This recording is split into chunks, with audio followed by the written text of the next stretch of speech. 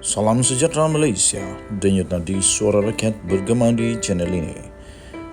Jangan lupa tekan butang subscribe, like dan share. Malaysia kita punya, cintai Malaysiaku, kita jaga kita.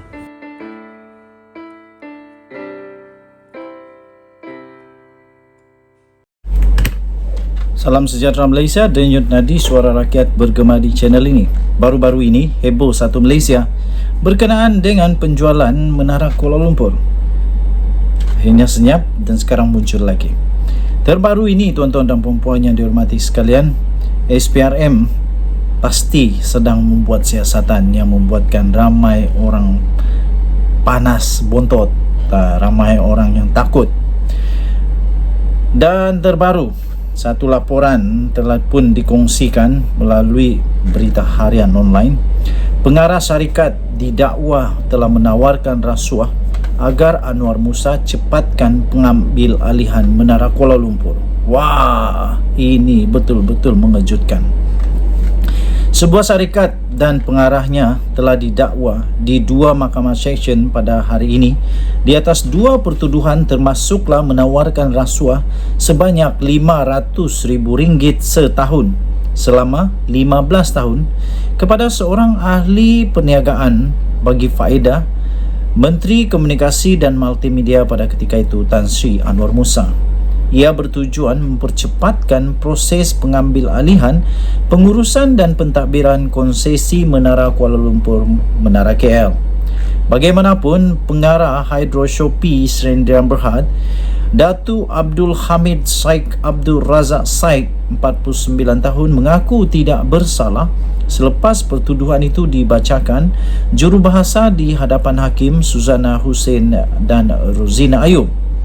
Mengikut pertuduhan itu, Hydro Shopee Sdn Bhd telah melakukan kesalahan kerana seseorang yang bersekutu dengannya, iaitu Abdul Hamid Saik, secara rasuah telah menawarkan wang sebanyak RM500,000 setahun selama tempoh itu kepada Datuk Tan Selei, 60 tahun, bagi faedah Anwar dengan niat untuk memperoleh perniagaan, iaitu pengurusan dan pentadbiran konsesi Menara KL.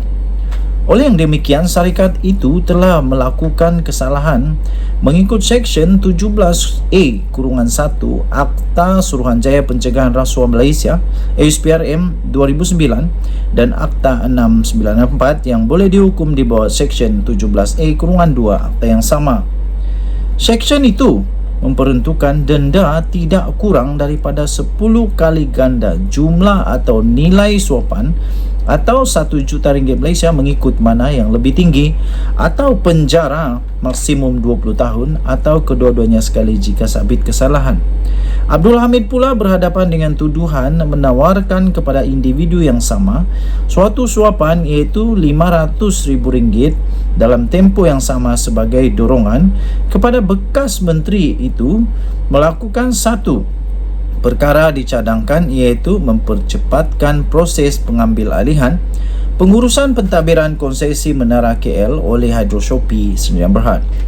Pendakwaan itu mengikut Seksyen 16-6-B Akta SPRM 2009, Akta 694 yang boleh dihukum di bawah Seksyen 24-1 Akta sama yang memperuntukkan penjara maksimum 20 tahun, denda dan tidak kurang 5 kali ganda jumlah atau nilai suapan atau RM10,000 mengikut mana yang lebih tinggi jika sabit kesalahan. Kedua-dua kesalahan itu dilakukan di Kementerian Komunikasi dan Multimedia Lot 44G9 Persiaran Perdana Persit 4 Pusat Pentadbiran Kerajaan Persekutuan Putrajaya di antara Julai dan Ogos 2022. Susulan pengakuan tidak bersalah itu, timbalan pendakwa raya Mahadi Abdul Jumaat menawarkan jaminan sebanyak RM100,000 dengan seorang penjamin terhadap pengarah itu atas dua tuduhan berkenaan.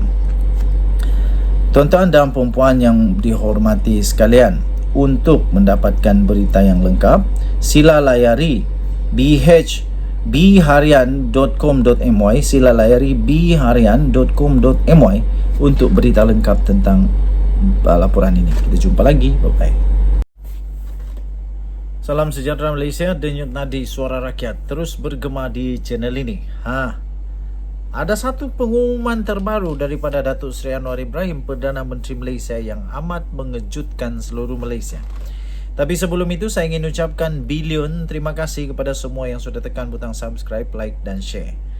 Bagi yang belum, saya mohon untuk tekanlah butang subscribe, like dan share, komen banyak-banyak, dan pastinya kita akan bersama-sama di dalam channel ini untuk merungkai, untuk berkongsi suara rakyat kepada umum supaya boleh sampai kepada telinga yang berhormat Perdana Menteri. Terbaru ini, Datuk Seri Anwar Ibrahim mengumumkan sebenarnya masih ada yang minta komisen. Tak serik-serika lagi. Tak serik-serik lagi nampaknya manusia-manusia ni.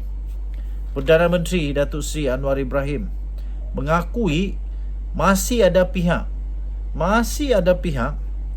yang meminta komisen ketika berurusan dengan kerajaan, termasuklah dari pejabat beliau. Aduh, manusia. Menerusi ucapan perjumpaan bulanan bersama dengan warga Jabatan Perdana Menteri, Datuk Seri Anwar Ibrahim berharap agar semua pihak dapat bekerjasama untuk membenteras budaya tersebut. Katanya, kita tidak boleh nafikan, masih ada. Saya pun dengar kadang-kadang dia kata orang minta komisen dari pejabat saya. Pejabat menteri dan pegawai, katanya pada Isnin yang lalu. Menurutnya, kaedah cekap dan bersih perlu ada di dalam setiap urusan bagi menarik serta menambah keyakinan pelabur terhadap negara ini. Untuk membersihkan budaya lama ini, itu memerlukan masa, tambah Datuk Seri Anwar. Dan tambahnya, jadi saya minta kerjasama daripada saudara-saudari kerana apabila imej itu baik, ia menjadi mudah sekali, katanya. Anwar berkata sekiranya tabir urus atau tata kelola dan imej baik dapat dikekalkan, beliau percaya masa depan negara lebih cerah berbanding sebelum ini. Katanya, saya terasa seolah-olah ada lonjakan baru tentang imej dan harapan Malaysia, katanya lagi. Tuan-tuan dan puan yang dihormati sekalian, saya respect dengan apa yang sedang dilakukan, usaha-usaha yang sedang dilakukan oleh kerajaan perpaduan sekarang ini, pimpinan Datuk Seri Anwar Ibrahim, untuk membenteras rasuah. Saya pun setuju juga dengan apa yang Anwar kata. Dia hairan kenapa ada orang marah bila dia nak benteras rasuah. Kenapa ada orang marah bila Datuk Seri Anwar Ibrahim sungguh-sungguh menjunjung kasih, menjunjung titah Duli Yang Maha Mulia Seri Paduka Baginda Yang di-Pertuan Agong yang telah mengeluarkan titah diraja supaya Datuk Seri Anwar Ibrahim bersungguh-sungguh dengan tegas untuk menghentikan penyakit teruk ini, yaitu rasuah. Kenapa ada orang marah? Kenapa? Kan itu perlu untuk disokong. Saya sebagai rakyat mahari negara Malaysia, saya menyokong 120 juta peratus supaya Datuk Seri Anwar Ibrahim teruskan usaha ini. Kalau boleh tangkap semua orang yang makan rasuah. Supaya berhenti rasuah. Rakyat yang sudah pernah rasa susah tahu apa akibat kerana rasuah. Yang sepatutnya sudah ada peruntukan yang cukup, tengok-tengok yang jadinya tak seperti yang sepatutnya. Itu semua kerana terasuah. Denyut nadi suara rakyat bergema di channel ini. Bye-bye.